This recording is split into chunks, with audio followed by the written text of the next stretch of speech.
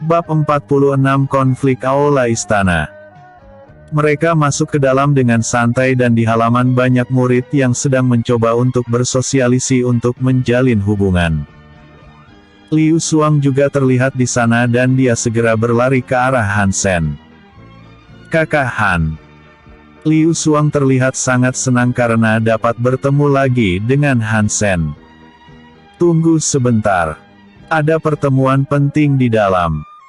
Gadis ini adalah Cai Ying dan berteman baiklah dengannya, aku titip dia kepadamu," kata Han Sen sambil mengusap kepala Liu Xuang. Cai Ying tidak tahu apa yang sebenarnya terjadi dan Liu Xuang membawanya untuk ikut bersama dengannya. Han Sen merupakan kepala keluarga dari keluarga Han, dia ikut di belakang Liang Yu sebagai wakilnya dan dia harus hadir dalam pertemuan di dalam. Liang Yu dan Han Sen berjalan ke aula istana dan akhirnya mereka sampai. Di sana Han Sen dapat melihat Liu Bufan yang duduk di lantai 2, tepat di tengah dia melihat 5 kursi meja bundar dan Liang Yu mengambil tempat duduk. Ketiga orang lainnya yang duduk bersama Liang Yu merupakan penguasa kota di kerajaan Xianjiang sekaligus keluarga kelas pertama. Luo Yun, Fan Hai dan King Batian yang merupakan kepala keluarga yang mengatur setiap kota. Pangeran pertama Wu Tian dan pangeran kedua Wu Sui juga hadir. Putri ketiga Yao Wu juga hadir dan mereka bertiga duduk di meja yang sama sebagai keluarga kerajaan. Yao Wu berdiri dan melihat ke arah Han Sen, sekali lagi mata mereka saling bertemu dan Yao Wu merasakan perasaan yang aneh dari dalam hatinya. Wu Tian sedikit penasaran dan bertanya, "Adik, apakah ada sesuatu yang menarik perhatianmu?" "Pria yang bersama dengan Tuan Liang. Apakah ada dari kalian yang mengenalnya?" tanya Yao Wu dengan penasaran. Wu Sui meminum tehnya dan berkata, "Pria itu bernama Han Sen dan berasal dari keluarga Han dari kota kayu. Apakah adik mengenalnya? Jarang sekali kau menanyakan seorang pria." "Tidak ada. Sebelumnya aku tidak sengaja melihatnya kemarin." Yao Wu terlihat sangat gugup dan kembali duduk. Aura membunuh yang sangat kuat meledak dari tubuh Fan Hai dan semuanya tertuju kepada Han Sen. Fan Hai sudah mencari keberadaan Han Sen sejak saat itu dan bukan hanya dua tetuanya yang belum kembali. Bahkan sekarang dia berani muncul tepat di depan wajahnya. Liang Yu mendorong kembali niat membunuh Fan Hai dan berkata, "Apa yang coba kau ingin lakukan kepadanya? Ini adalah aula istana dan bukan tempat keluarga Fan milikmu yang bisa bertindak seenaknya. Masalah ini bukan urusanmu." Fan Hai menatap Han Sen dengan dingin dan berkata, "Di mana kedua tetuaku sekarang? Apa maksudmu? Memangnya aku ibu mereka yang harus tahu kemanapun aku pergi?" kata Han Sen sedikit menggoda. Semua orang yang mendengar hal ini menahan untuk tidak tertawa. Liang Yu dan Liu Bufan sendiri sangat kagum dengan keberanian Han Sen, bahkan dia masih berani bertindak liar ketika banyak orang kuat yang berada di sekitarnya. "Bagus sekali. Kau berani menyangkalnya," kata Fan Hai dengan marah. Han Sen mengorek kupingnya dan berkata, "Apa yang kau khawatirkan? Jika kau sangat ingin bertemu dengan mereka maka aku tidak akan keberatan. Aku pastikan kalau kau akan berani dengan kedua orang itu di neraka." Fan Hai mengepalkan tinjunya dan Liang Yu dengan cepat bereaksi. Namun tiba-tiba aura yang sangat kuat menyapu mereka berdua. Luo Yun dan King Batian memisahkan bentrokan di antara mereka. King Batian menahan Liang Yu dan berkata, "Sudah cukup sampai di sini Liang Yu. Kita sedang berada di istana, jika kalian masih tetap ingin bertarung maka selesaikan ini di luar." Liang Yu menghela nafas dan Fan Hai mau tidak mau harus mundur. Setelah ini dia akan benar-benar secara pribadi berurusan dengan Han Sen, Penghinaan ini sudah sangat berlebihan dan hatinya tidak akan berdamai jika tidak mengambil kepala Han Sen. Luo Yun menatap Han Sen dengan dingin dan berkata, "Kesombonganmu bahkan jauh lebih besar dari yang dimiliki putraku. Dunia ini hanya mengenal kekuatan. Jika kau tidak memiliki kekuatan maka lebih baik diam dan patuh. Hal yang sama berlaku untuk Anda. Aku bersikap sombong karena aku benar-benar mampu." Ahli alam Nas Chen Sol belaka berbicara soal kekuatan di depanku. Alasan mengapa aku tidak membunuhnya sekarang adalah karena aku masih menjaga rasa hormatku kepada kerajaan kecil ini. Kata Han Sen dengan tatapan dingin yang melirik ke arah dua orang yang berada di lantai 2. Dua orang itu adalah penjaga kerajaan yang berada di tahap akhir Divine Transformation yang bernama Si dan Xuan. Jika tidak ada mereka berdua Han Sen pasti sudah mengambil kepala Fan Hai sekarang, namun dia cukup sadar bahwa setelah itu dia akan mendapatkan masalah yang tidak jelas dan oleh karena itu lebih baik memprovokasinya terlebih dahulu. Episode sebelumnya. Bab 45 Ajakan. Episode berikutnya. Bab 47 Tantangan Arena. Bab 47 Tantangan Arena. Si dan Xuan tersenyum dengan penuh rasa bersemangat. Perkataan Han Sen mungkin sangat arogan namun dia masih paham bahwa kekuatan miliknya yang sekarang akan menjadi masalah besar jika dia membuat keributan. Luo Yun mengerutkan keningnya dan berkata, "Apakah kau pikir dirimu itu sosok yang luar biasa sampai bisa melawan kami keluarga kelas 1? Sebatas kerajaan kecil. Bahkan jika aku diberikan tahta raja di kerajaan ini maka aku akan menolaknya.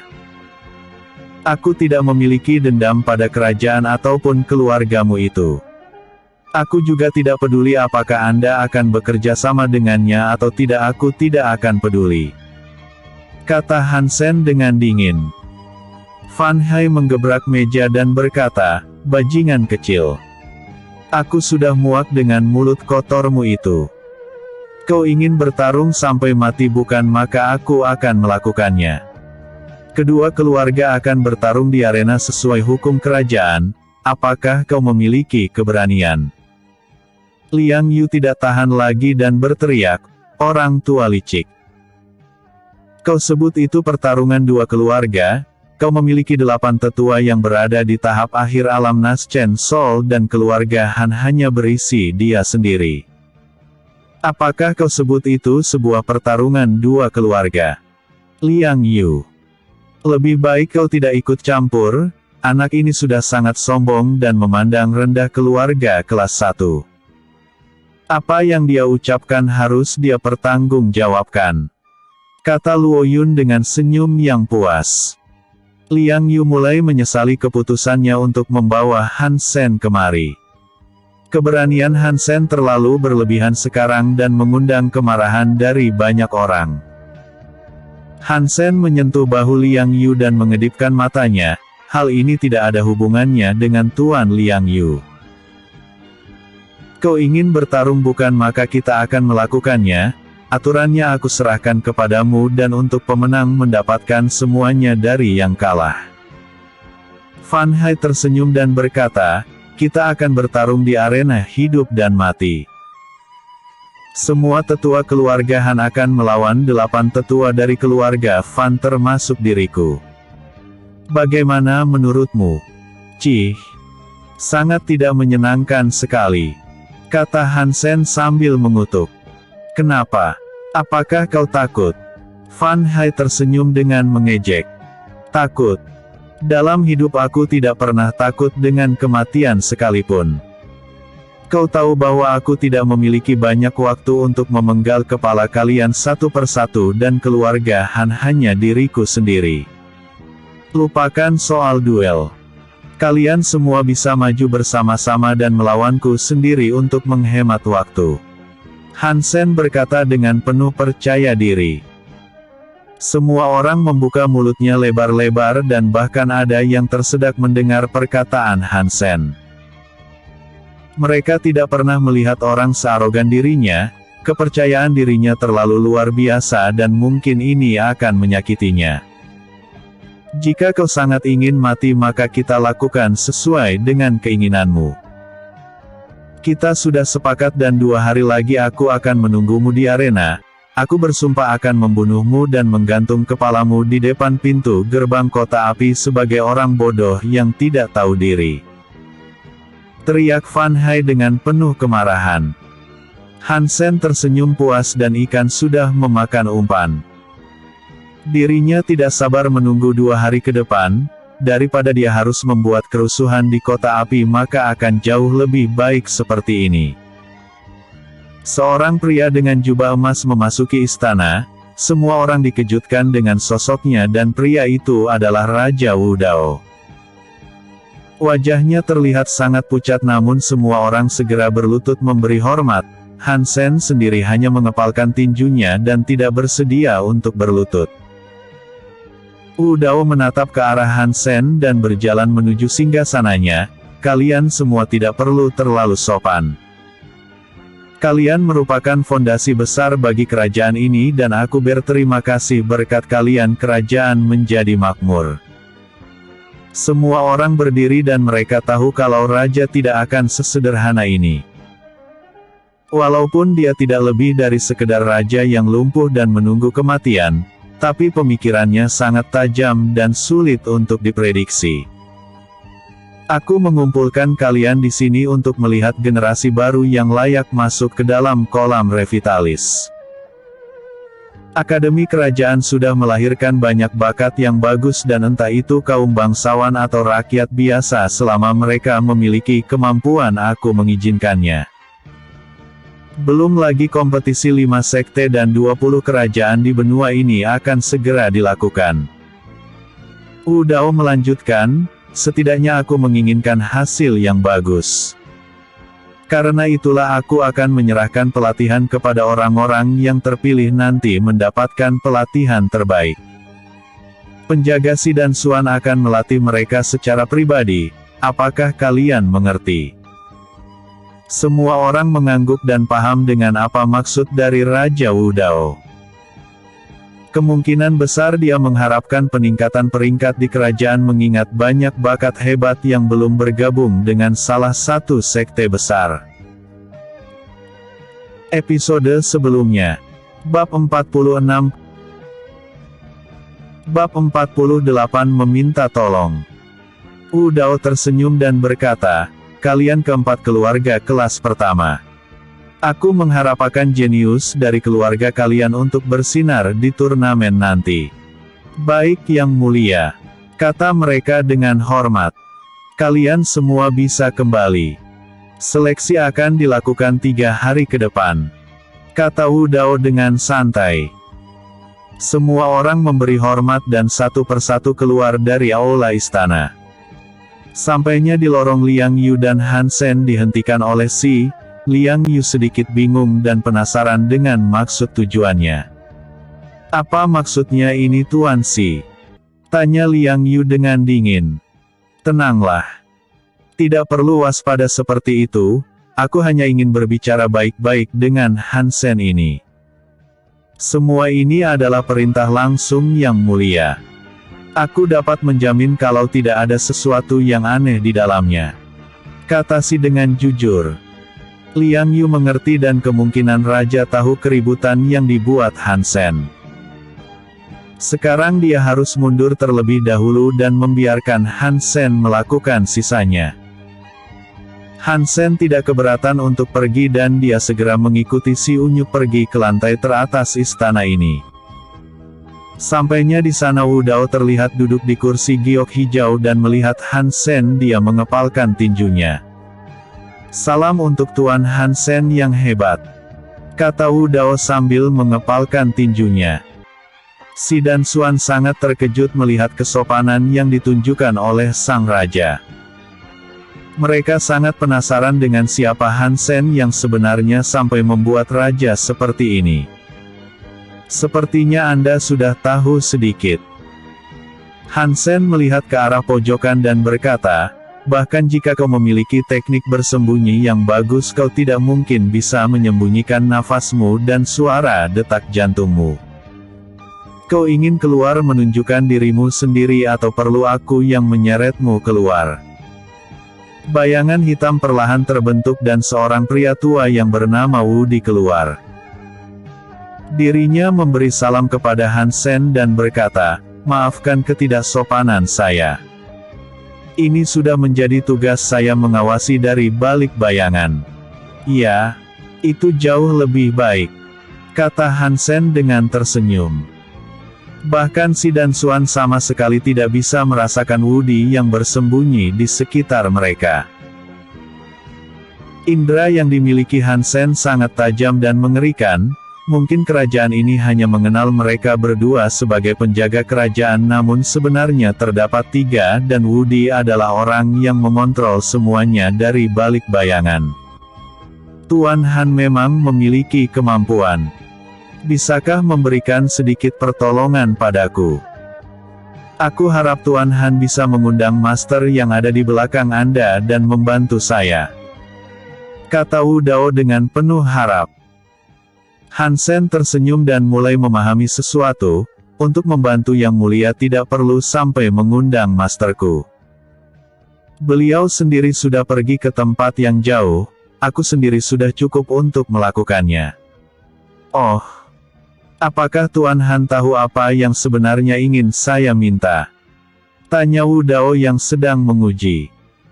Bahkan orang buta sendiri tahu apa yang Anda inginkan. Apakah Anda yakin ingin menanyakan hal konyol seperti itu?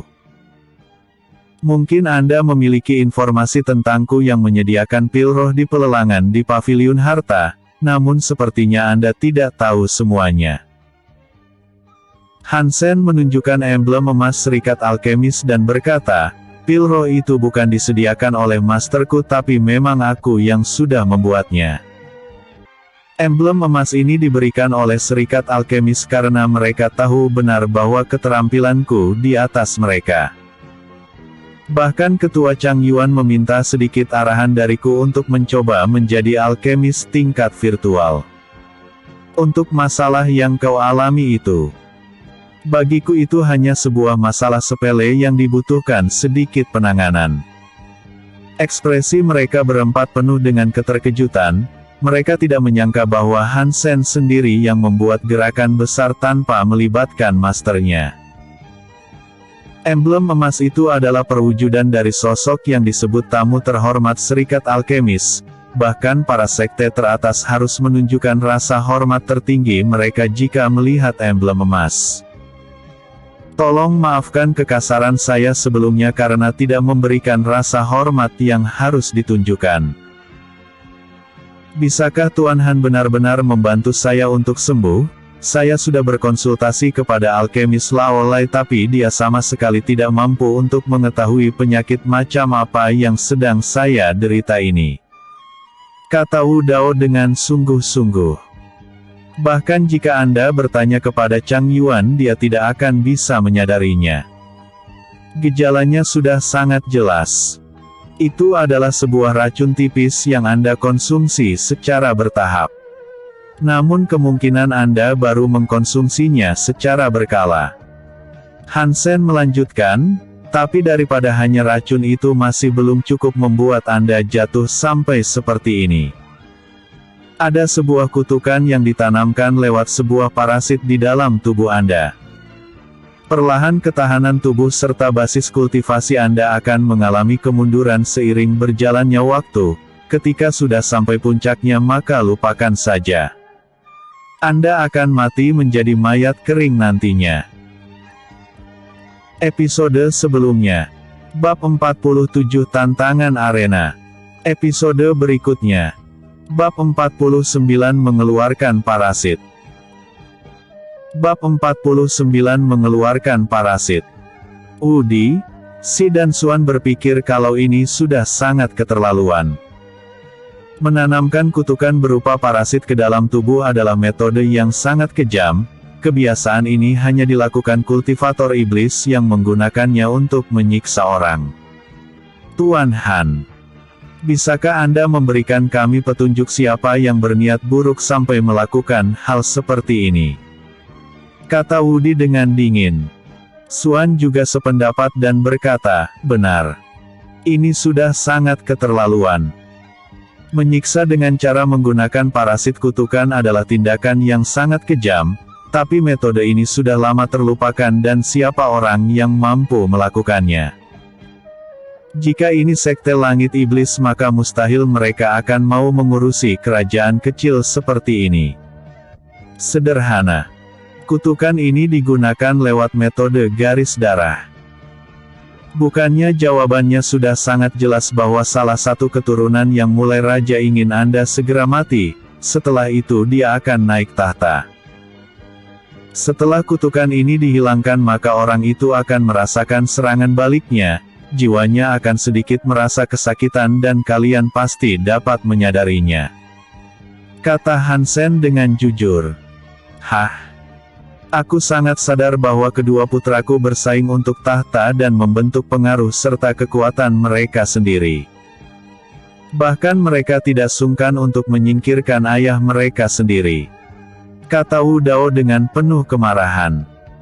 Hansen sama sekali tidak peduli dengan masalah mereka ataupun kasihan. Wu Dao mungkin terlihat kesal namun dia sudah mempelajari segalanya termasuk aturan raja. Di dalam tahta segala cara dapat dilakukan untuk mengosongkannya.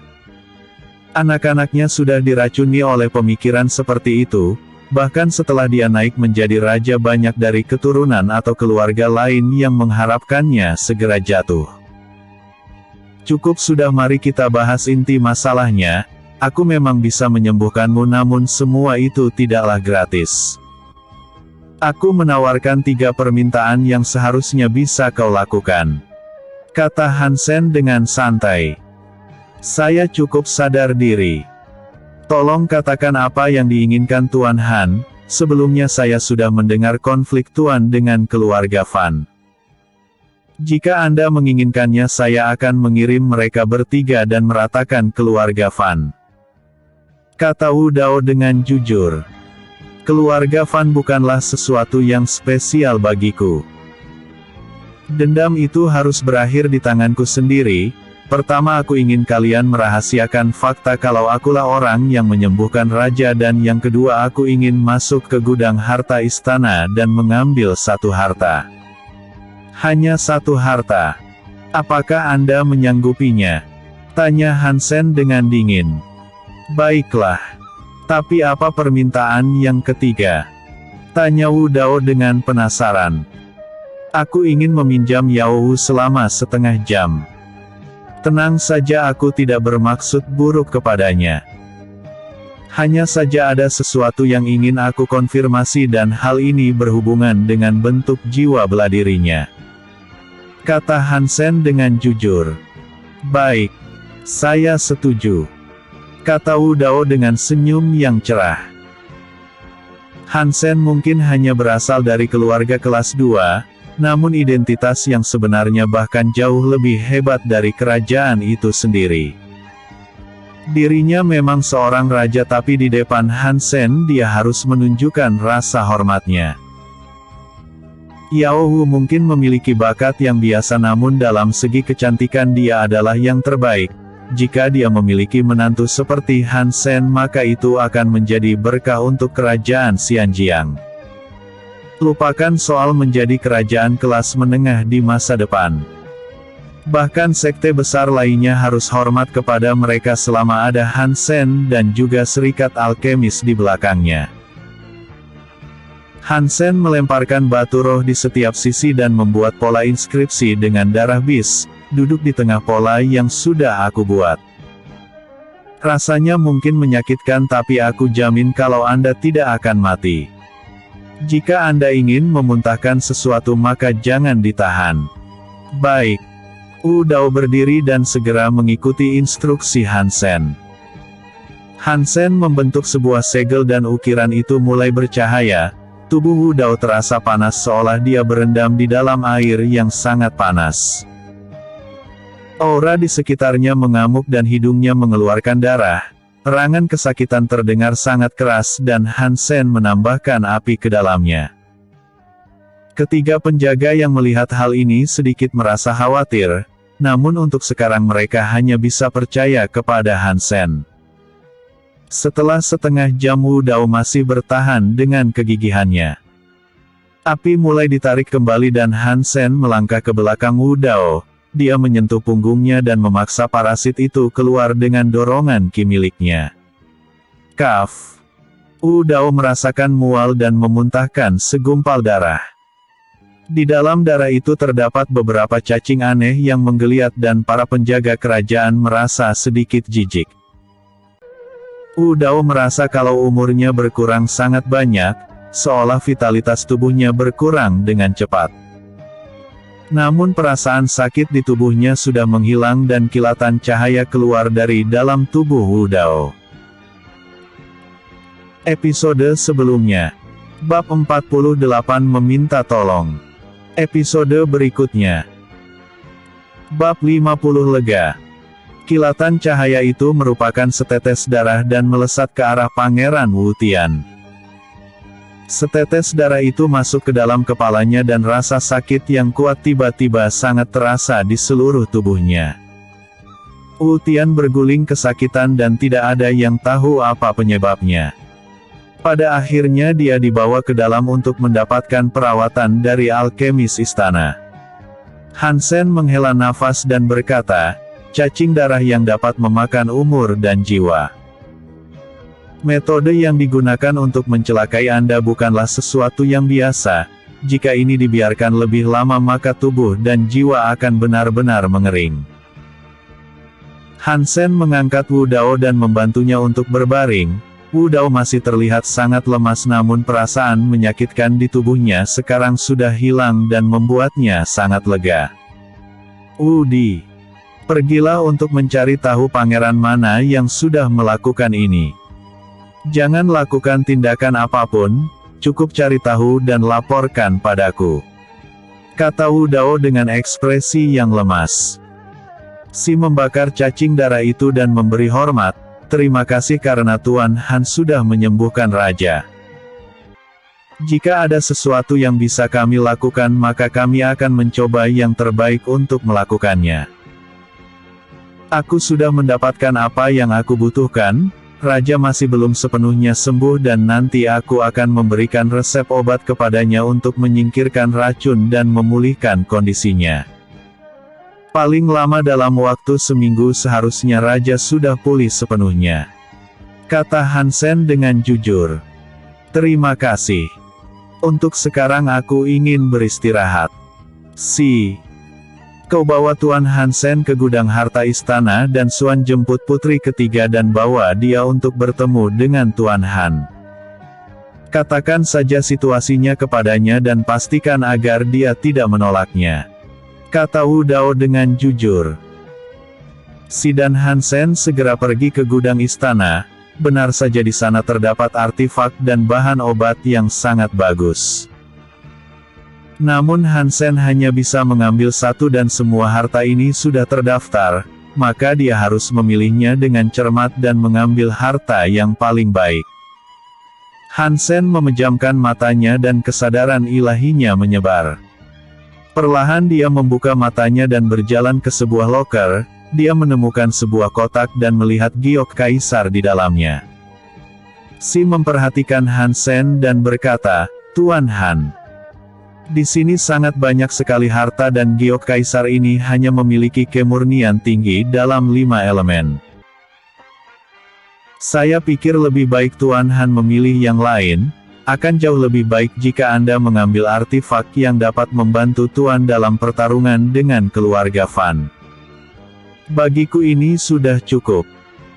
Mereka yang disebut kultivator harus benar-benar tahu apa yang bermanfaat bagi tubuh mereka. Percuma memiliki harta yang bagus jika tidak memaksimalkan potensinya, memang kebanyakan orang lain memiliki kecocokan satu atau dua elemen. Namun aku memiliki akar spiritual 5 elemen yang membuatku dapat menggunakan segala macam elemen dan atribut. Di tanganku giok kaisar adalah harta yang memainkan peran dalam menunjang kultivasiku, kata Hansen dengan jujur. Si mengangguk dan memuji, kebijakan serta bakat Tuan Hansen sangat luar biasa. Penjaga tua ini benar-benar sangat mengaguminya. Mungkin dalam sejarah hanya Anda yang memiliki akar spiritual 5 elemen. Semakin banyak kecocokan dalam elemen dan atribut maka akan semakin banyak juga sumber daya yang diperlukan. Si melanjutkan, keluarga Fan memiliki 8 orang bersama dengan Fan Hai yang berada di tahap akhir alam Naschen Soul. Apakah Tuan Han yakin sanggup menghadapi mereka? Mereka tidak lebih seperti anjing yang memohon untuk mati. Di tingkatan yang sama aku sama sekali tidak terkalahkan. Jika aku melakukan latih tanding denganmu maka jelas aku akan kalah. Tapi itu akan berbeda cerita jika pertarungan hidup dan mati. Aku mungkin bisa menggunakan semua yang kupunya untuk menyeretmu mati. Hansen melanjutkan, apa yang paling menakutkan adalah bentuk ketidaktahuan. Kau mungkin berpikir kalau orang di hadapanmu itu lemah, namun kau tidak tahu pasti apa yang disembunyikan di bawah lengan bajunya. Mungkin saja ada pedang terbang tingkat Divine Sea dan ketika kewaspadaanmu lemah maka pedang itu akan memotong lehermu. Si mengangguk dan sependapat dengan apa yang Hansen katakan. Berbicara dengannya sangat menyenangkan seolah dia sedang berbicara dengan kultivator hebat yang memiliki segudang pengalaman dalam pertarungan. Dirinya akan mengingat baik-baik percakapan ini dan menjadikannya sebagai pelajaran. Entah siapapun yang dia hadapi maka jangan pernah menurunkan kewaspadaan atau mungkin dia akan mati dalam kondisi yang mengenaskan. Karena Tuan Han sudah selesai memilih maka mari kita pergi menemui Tuan Putri Yao Wu, saya pikir Suan sudah mengaturnya. Si membawa Hansen pergi dari sana dan berniat mengunjungi kamar Tuan Putri. Episode sebelumnya. Bab 49 mengeluarkan parasit. Episode berikutnya. Bab 51 Memori.